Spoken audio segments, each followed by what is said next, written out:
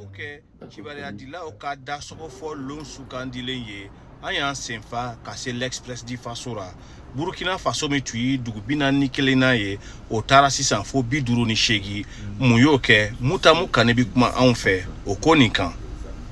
An yɛrɛ journaliste parce que ni sira ka miiri I ka baara ni tun b'a kɛ cogoya min na ani an bɛ wagati min na sisan e yɛrɛ bɛ miiri siɲɛ 2 ka sɔrɔ ka kuma dɔ fɔ donc o b'a kɛ an bɛ taa kɔfɛ.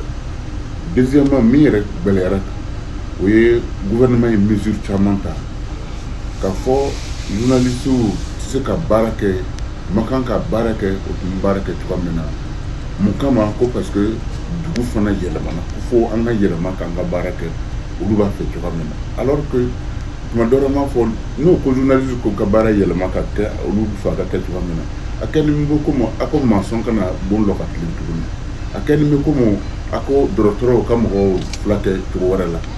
Kibaruyadilaw ka jo kɛlɛ Abdoulaye Ouattara y'o kɛbaga ye.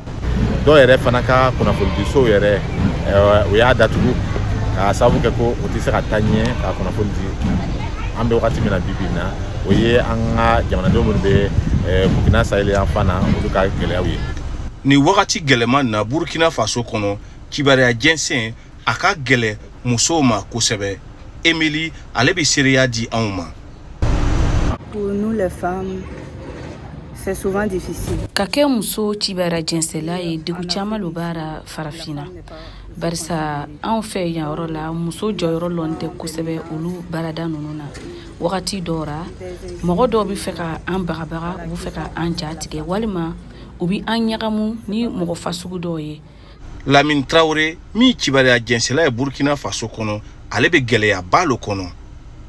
Ne ye bagabagari dɔ sɔrɔ yɛrɛ ka ye min ye yirara k'a fɔ ko u ka manifester u ka ne faga an y'a m'o fɔ ko menace de mort n'a fɔra ko u ka mandimi u ka